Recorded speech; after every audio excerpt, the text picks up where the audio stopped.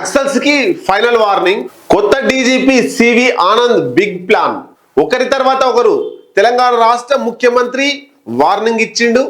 అట్లాగే కొత్తగా ఏర్పడినటువంటి డీజీపీ, కొత్తగా నియమించబడ్డ డీజీపీ సివి ఆనంద్ మావోయిస్టులకు ఫైనల్ వార్నింగ్ ఇస్తున్నాడు. అంటే ఇది పథకం ప్రకారమే మావోయిస్టులకు ఫైనల్ వార్నింగ్ ఇస్తున్నారా అనేటువంటి సందేహం కలుగుతుంది.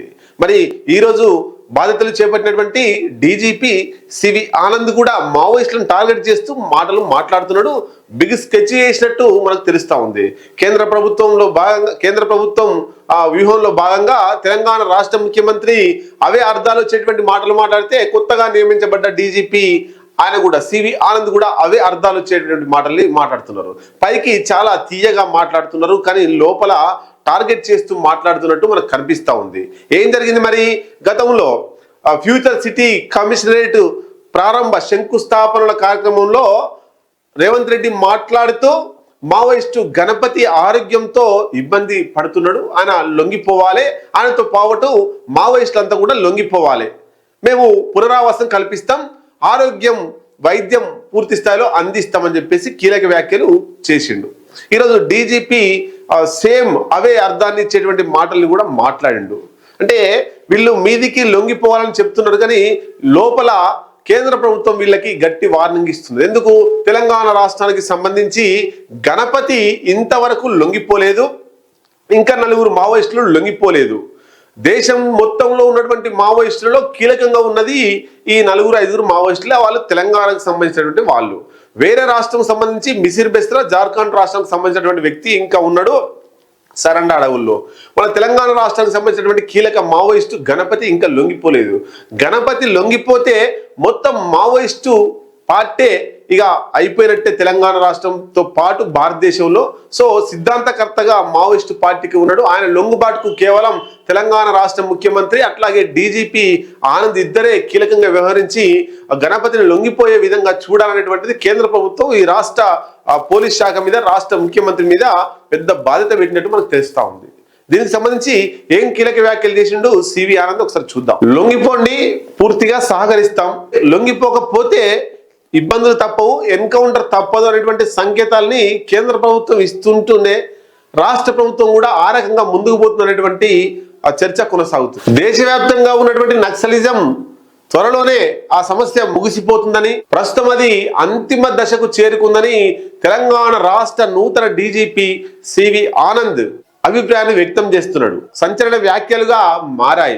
ఒకవైపు చాలా సున్నితంగా శుతిమెత్తగా మాట్లాడుతూనే వార్నింగ్ ఇచ్చినట్టు మీడియా సమావేశంలో మనకు కనిపిస్తా ఉంది. ఈరోజు ఏర్పాటు చేసినటువంటి మీడియా సమావేశంలో డీజీపీ సివి ఆనంద్ మాట్లాడుతూ మారుతున్నటువంటి పరిస్థితులకు అనుగుణంగా పోలీస్ విభాగం తన కార్యాచరణ పక్కా వ్యూహాలను పునర్వ్యవస్థరించుకోవాల్సినటువంటి సమయం వచ్చిందని స్పష్టం చేసిండు. అట్లాగే నక్సలిజం నియంత్రణలో ఉమ్మడి ఆంధ్రప్రదేశ్, ప్రస్తుత తెలంగాణ రాష్ట్రాలు దేశానికి ఆదర్శంగా నిలిచాయని, కేవలం నిర్బంధ చర్యలే కాకుండా మావోయిస్టులకు పునరావాసం కల్పించి ఉపాధి చూపడం వంటి ప్రభుత్వ విధానాలు అద్భుత ఫలితాలు వచ్చాయని ఆయన విశ్లేషించారు. కేంద్ర ప్రభుత్వ నిరంతర ప్రయత్నాల వల్ల ఈ సమస్యకు త్వరలోనే ముగింపు పడుతుందని ఆశాభావం వ్యక్తం చేశారు. శాంతి భద్రతల పరిరక్షణలో తెలంగాణ పోలీసుల ఖ్యాతిని మరింత పెంచుతానని ప్రకటించారు. తనపై నమ్మకంతో డీజీపీగా ఎంపిక చేసినందుకు ముఖ్యమంత్రి రేవంత్ రెడ్డికి, రాష్ట్ర ప్రభుత్వానికి కృతజ్ఞతలు కూడా తెలిపిండు. ఇంకా ఏం మాట్లాడిండో చూద్దాం ఒకసారి. తెలంగాణ పోలీసులపై గతంలో ఉన్న అపప్రదను చెరిపివేసి ప్రజలకు చేరువయ్యేలా సిటిజన్ సెంట్రిక్ పోలీసింగ్ ను బలోపేతం చేయాల్సిన అవసరం ఉందని మాజీ డీజీపీ శివధర్ రెడ్డి ఆకాంక్షించారు. పదవి విరమణ సందర్భంగా పోలీసు అకాడమీలో ఇవాళ జరిగిన వీడ్కోలు సభలో ఆయన మాట్లాడుతూ తెలంగాణ ఉద్యమ కాలంలో పెరిగిన పోలీస్ ప్రజాదూరాన్ని తగ్గించడమే లక్ష్యంగా తాను పనిచేశానని గుర్తు చేశారు. పోలీసులందరూ కూడా పబ్లిసిటీ కోసం పాకులాడకుండా ప్రజల భద్రతకే ప్రాధాన్యత ఇవ్వాలని యువ అధికారులకు దిశానిర్దేశం చేసిండ్రు. కేవలం ఫ్రెండ్లీ పోలీసింగ్ అనే నినాదానికే పరిమితం కాకుండా సామాన్యులకు భరోసా ఇచ్చేలా గత 7 నెలలుగా తాను అమలు చేసిన విధానాలను రాబోయే రోజుల్లోనూ కొనసాగించాలని ఆయన కోరిండ్రు. భవిష్యత్ సవాళ్లను ఎదుర్కొనేందుకు ఫ్యూచర్ రెడీ పోలీసింగ్ దిశగా అడుగులు వేయాలని ఆయన సూచించారు. మొత్తం మీద డీజీపీ శివధర్ రెడ్డి ఆ మావోయిస్టుల మీద ఉక్కుపాదం మోపిండని అనుకోవచ్చు. లొంగుబాటులో చాలా రకాలుగా ప్రయత్నాలు చేసిండు. మరి అదే బాటలో ప్రస్తుత డీజీపీ సివి ఆనంద్ వెళ్తారా, లేదా అంతకంటే కర్కశంగా పోతారా, లేదా సున్నితంగా పోతారా చూడాల్సిందే. అయితే కొత్త డీజీపీ శివధర్ రెడ్డి వెళ్ళిన తర్వాత కొత్త డీజీపీగా సివి ఆనంద్ నియమించబడ్డాడు. అదే సభలో మాజీ డీజీపీ అయినటువంటి శివధర్ రెడ్డిని సన్మానించారు. మరి శివధర్ రెడ్డి ఇప్పుడు ఏం చేస్తారనేటువంటి చాలా మందిలో చర్చ నడుస్తుంటది.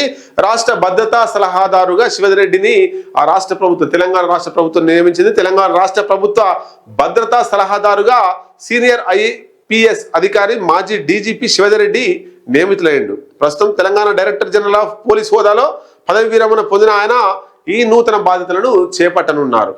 ఈ మేరకు ఆయన నియామకానికి సంబంధించి వాళ్ళ ప్రభుత్వం జీవో 559ని విడుదల చేసింది. ఈ పదవిలో శివధర్ రెడ్డి 3 ఏళ్ల పాటు కొనసాగుతారు. అంటే రేవంత్ రెడ్డి ముఖ్యమంత్రి పదవి కాలం అయిపోయేంత వరకు మాజీ డీజీపీ శివధర్ రెడ్డి రాష్ట్ర భద్రతా సలహాదారుగా 3 సంవత్సరాల పాటు ఆ పదవిలో కొనసాగుతారు. మొత్తం మీద మరి మావోయిస్టులకు సంబంధించి తెలంగాణ రాష్ట్రానికి సంబంధించే ఇంకా మావోయిస్టులు లొంగిపోలేదు. ఒక జార్ఖండ్ లో కేంద్ర కమిటీ సభ్యుడు ఉన్నాడు. వీళ్ళు లొంగిపోతే దేశంలో మావోయిస్టు రహిత భారతదేశంగా ఏర్పడచ్చు. దానికి అమిత్ షా చాలా కలలు కూడా అన్నాడు.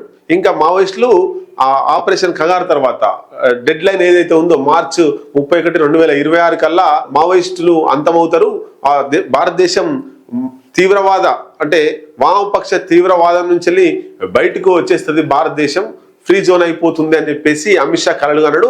అమిత్ షా కలలకు గండి కొడుతూ మావోయిస్టులు ఇంకా గణపతి అండర్ గ్రౌండ్ లోనే ఉన్నాడు. ఆయనతో పాటు ఇంకా కీలక నేతలు కూడా అండర్ గ్రౌండ్ లోనే ఉన్నారు.